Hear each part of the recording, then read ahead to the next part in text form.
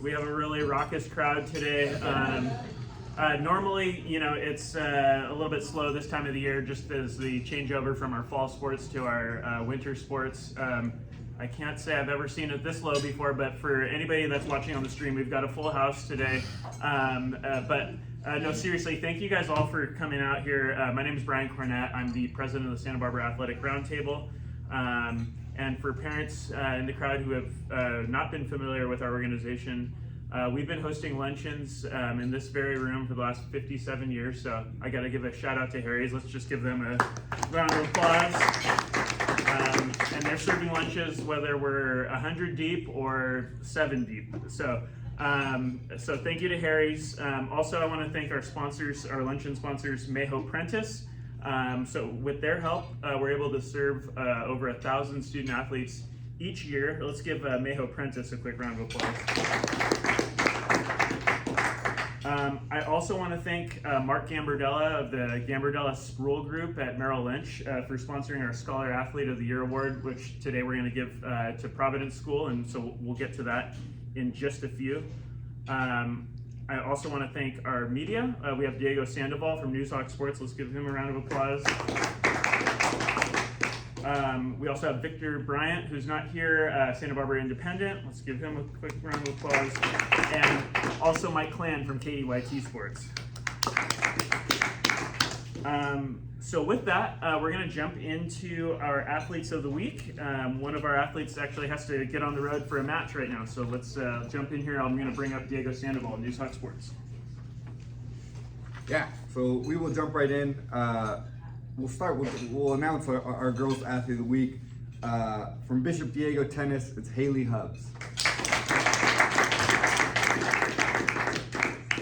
Haley led the singles attack in a pair of playoff wins for the Cardinals last week. In wins over Eula and Alhambra, she went a combined 6-0 in singles play. She lost just one game, so that's 5 sweeps and then one 6-1 win. Across the 2 matchups to help her team punch their ticket to the Division VIII quarterfinals, which she will be competing in a couple hours here. Congratulations, Haley.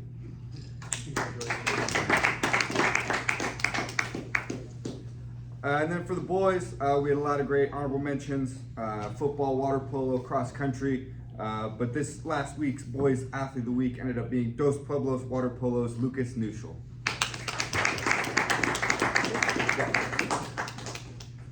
Lucas has led the Chargers on the defensive and offensive end all season, but he led the Chargers to a big playoff win last week. He scored 5 goals, including the overtime game winner and an 11-10 win over Buena in the Division I quarterfinals.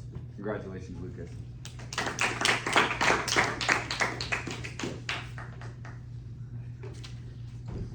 All right, congratulations to our 2 athletes of the week.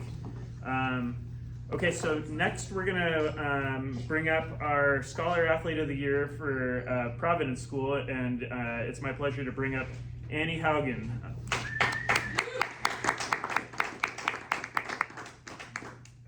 Also joining Annie is her athletic director, Dan Terry. Let's give him a round of applause, and her dad, Tom Haugen. So, before I bring Annie up to the podium, I'm going to read off a few of her accomplishments. So, at Providence, she's participating in tennis, beach volleyball, and rock climbing. And that is actually the first time I've ever seen rock climbing on our list here. So, and as somebody who's afraid of heights, more power to you, Annie. She's the captain of the tennis team. She has a 2024 CIF Division VI championship under her belt. Other areas in her athletic participation, let's see. I'm sorry, we're jumping straight into the academic background here. 4.56 GPA. That is tough to even comprehend. And how she does that? AP Statistics, English Literature, AP Chemistry, Ethics and Photoshop. That's going to be a very important one, I think, as we progress here in this age. Christian Theism and Comparative Worldviews, and AP Macroeconomics. Academic honors include Upper School Science Award and Upper School Engineering Award. future academic plans, she plans to study engineering when she's in college. Do you know where that might be? Hopefully Westmont, maybe. Okay, We'll see. great. Westmont, if you're listening, yep, we've got a great candidate right here. So she's also involved in student government as a class representative. So let's give one more round of applause to Annie Haugen. And then I'm going to let her have the podium for a moment here. Thank you for this award. I really appreciate it.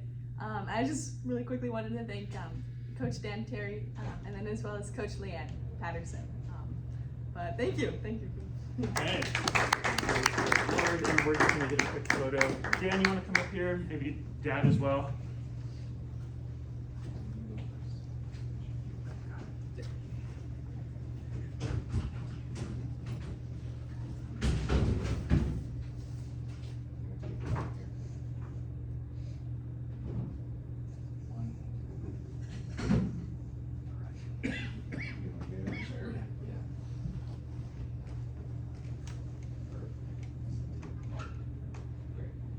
All right, congratulations. All right, so I do want to make sure you guys have time to finish your enchiladas, but we have a really light crowd today. Let's see. Let's get a quick report from Coach Parrish for DP water polo if you're wanting to come up here.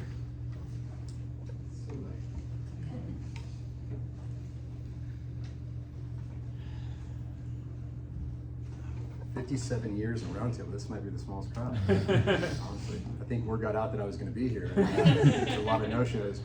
So quick update, especially for those online. DP is still in the playoff hunt. We're looking for a Division I championship. We had a very difficult game against Bueno High School in the quarterfinals this last Thursday. Played them. That was the third time playing them this year. Second time into overtime. Both overtime games, we were successful. The other game was a one-goal game that we were unsuccessful, so we know that going in it was going to be a tight match.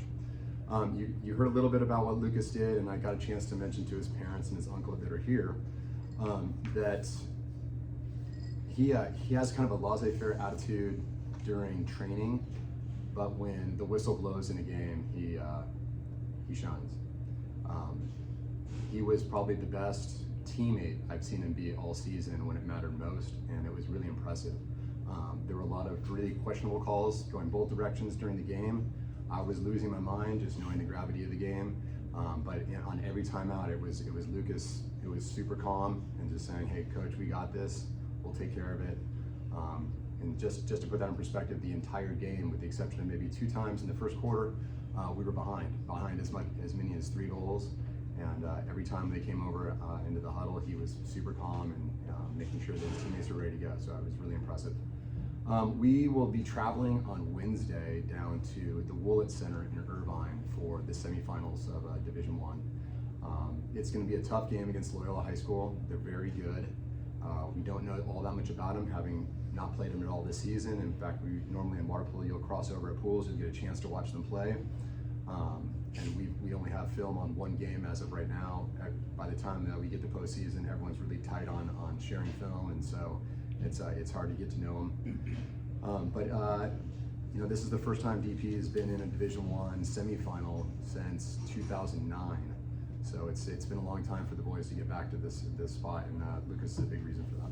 So thanks for hosting today. I wish there was a bigger crowd, but this is very intimate. I appreciate that. And good luck to those that are still in the playoffs. Thank you. Okay, Coach Matsumoto, do you want to give a report on Bishop? Any and all fall and winter sports? No 2 minute. Yeah. All right, thank you everybody. Thank you to the Roundtable for having us. Football lost in a heartbreaker on Friday night in overtime on a decision to go for 2 in being down. They scored on 2 plays. We scored on 4th and 8, and decided to go for 2. 50-50 ball. looked like they both came down with it, but apparently that wasn't the case, and we ended up losing 30-29 to San Jacinto at SBCC on Friday. Our girls tennis team is in the quarterfinal, Division 8 CIF finals right now. We are hosting over at Kate. The start time is 2 o'clock. Our tennis coach for both the boys and the girls does a great job with his write-up. So since I have a little bit of time, I'm just going to read his last write-up. The Cardinals hit the road again for our second round CIF match and stunned top seed Alhambra 10-8 on the Morris home courts and earned a spot in the quarterfinals against Rim of the World on Monday. The resilience, the fight, the spirit of putting every ounce of our hearts into winning was all on display today. I'm so proud of this team. I'm at a loss for words except to say this is a special group of young ladies. The Cardinals won 6 single sets and 4 sets in doubles to earn the win. The 1-2 combo of Natalie Chan and Haley Hubbs paced the Cardinals once again as they both swept their 3 sets. Natalie won 6-0, 6-2, 6-0, and Haley won 6-0, 6-1, 6-0. It's a real shot in the arm to the rest of the team because we know we're never out of it when Natalie and Haley are dominating in the singles. We need one doubles team to win to get 3-3 split in rounds. That's exactly what happened today. The number 2 doubles team of Victoria Heredia and Sonia Marquez Miranda came through with a 6-2 win, and we entered round 2 tied 3-3. They went 2-1 on the day, 6-2, 6-4. In round 2, with the match on the line, it was the number 1 doubles team of Javier Lefebvre and Avery Carter who pulled out a gutsy 7-5 win to knot out the score 6-6 going into the final round. Javi and Avery really dialed in at crunch time and cut down on unforced errors as they remained aggressive, hitting out of their ground strokes and volleying well. It gave us that sigh of relief because if we don't win that one, I'm not sure we would have won tiebreaker on games 1. Round 3 was a gut check for the coaches as both my counterpart and myself were pacing around, living and dying with every point. The Cardinals took an 8-6 lead with Natalie and Haley winning quickly in round 3. Alhambra countered with a win at number 3 singles. Now the cheering's getting louder as all 3 doubles teams were left to decide the outcome of the match. Javi and Avery played a great set, winning 6-1, putting the Cardinals 1 point away from the quarterfinal round. The number 3 doubles team of Annabelle Liu and Sophie Ramazani rallied down 1-4 to 3-4 in the last round, and Victoria and Sonia were in a big-time battle as the set progressed 4-4. At this time, the games were close and every game mattered. Victoria and Sonia went on to close out the set 6-4 and clinch the match. I want to tell you that they played unreal tennis under pressure. They never backed off, fought through any adversity, and simply found a way to get it done. At practice, I always ask the team if the match is on the line, do you want to be on the court and decide it, or would you be more comfortable cheering on a teammate? I told Victoria and Sonia I trusted them with the match on the line. They didn't disappoint. So that's it. Every write-up is like this. So it's so awesome to read. I'm like, oh, it's like Wimbledon. So thank you, Coach Pete Kirkwood, for all your write-ups, and thank you to the Roundtable for having us. All right, and normally we have the cookie raffle at the end, but everybody was a winner today. So thank you guys all for coming today. I know it was a short one, but good luck to all the programs that are going to be competing. Everybody getting started for our winter sports. Happy Veterans Day, and then happy Thanksgiving up ahead, and we'll see you guys again soon.